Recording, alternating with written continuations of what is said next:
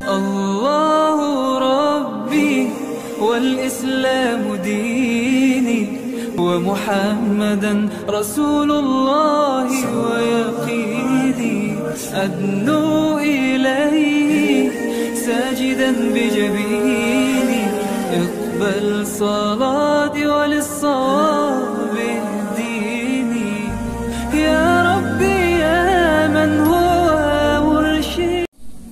Bismillahirrahmanirrahim. Assalamualaikum warahmatullahi wabarakatuh.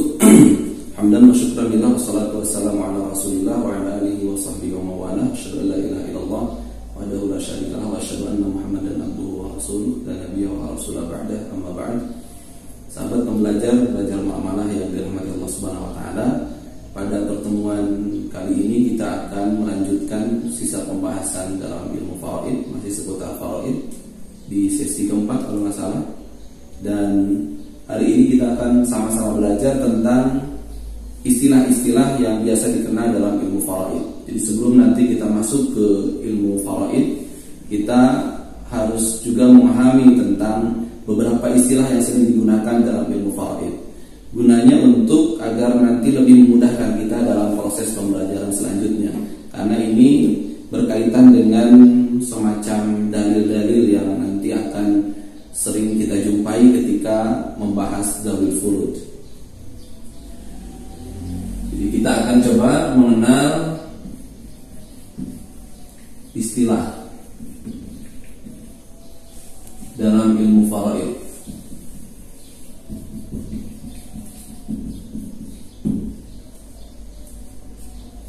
Istilah pertama, nanti ada teman-teman sering ketemu dengan istilah Dzawil Furud atau Ashabul Furud.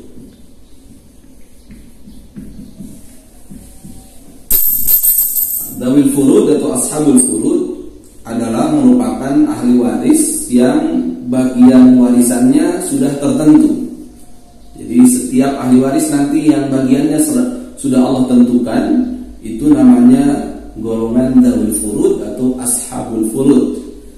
Misalkan ahli waris suami, faridoh yang Allah telah tentukan, dia bisa mendapatkan setengah atau seperempat, maka suami masuk golongan ahli waris Dzawil Furud. Seperti itu. Jadi kita pahami dulu ini secara sekilas, nanti ke depan kita akan memahami lebih lanjut. Yang kedua ada istilah asobah. Secara singkat, asobah itu adalah ahli waris yang bagiannya tidak Allah dan Rasulnya tentukan, karena bagiannya adalah sisa.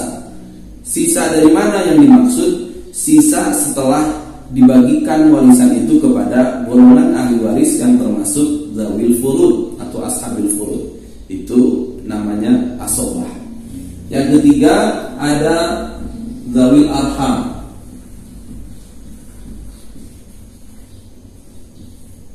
Dzawil Arham merujuk pada ahli waris yang dia bukan Dzawil Furud, bukan juga Dzawil Asobah.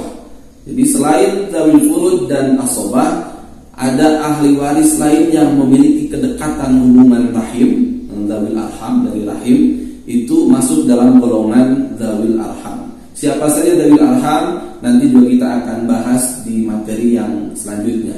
Ini tadi saya katakan hanya sebatas mengenal istilah saja. Istilah selanjutnya ada yang disebut dengan far'u waris. Nah, istilah far'u waris seperti apa? Istilah far'u waris itu secara bahasa cabang waris itu merujuk pada ahli waris anak laki-laki, anak perempuan, cucu laki-laki dari anak laki-laki,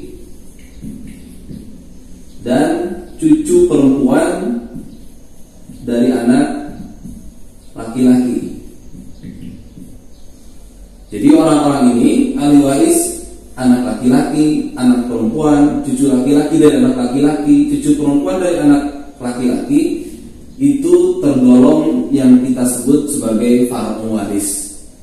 Ini nanti gunanya apa? Contoh kasus sederhana, misalkan suami mendapatkan berapa dari harta istri yang meninggal. Misalkan dia mendapatkan setengah, syaratnya jika tidak ada fardu waris. Nah, gunanya akan seperti itu nantinya. Jadi akan lebih memudahkan kita dalam sisi pendalilan. Selanjutnya ada istilah aslu zakar. Nah, kalau aslu zakar merujuk kepada ahli waris ayah dan kakek. Jadi ayah dan kakek secara istilah itu masuk ke dalam istilah aslu zakar. Baik, selanjutnya istilah selanjutnya adalah istilah selanjutnya mumathil. Ada istilah mumathil. Mumathil itu apa? Mumathil itu ahli waris sejenis. Misalkan anak perempuan. Siapa mumathil bagi anak perempuan? Ya anak perempuan lainnya. Ini juga sama, teman-teman hanya tinggal memahami saja secara sekilas, karena nanti akan lebih paham ketika kita dalam praktek. Karena ada mumathil, tidak ada mumathil dan sebagainya, maka itu akan kita banyak gunakan. Jadi ini hanya sekedar contoh. Siapa mumathil bagi anak perempuan lainnya. Siapa mumathil bagi cucu perempuan dari anak laki-laki, cucu perempuan dari anak laki-laki lainnya. Siapa mumathil dari saudara perempuan lainnya. Seperti itu namanya mumathil. 7, ada istilah mu'asib. Mu'asib itu ahli waris yang menjadikan ahli waris lain berpindah dari jalur dan furud menjadi asobah. Contoh, misalkan anak perempuan. Siapa mu'asib bagi anak perempuan atau yang menjadikan anak perempuan jadi asobah, maka mu'asib bagi anak perempuan adalah anak laki-laki. Jadi ketika anak perempuan ada mu'asib, anak perempuan tidak lagi masuk ke zawil furud, tapi dia akan berubah menjadi asobah karena akan tertarik menjadi asobah. Itu yang disebut sebagai mu'asib. Atau contoh, mu'asib bagi cucu perempuan dari anak laki-laki siapa? Cucu laki-laki dari anak laki-laki.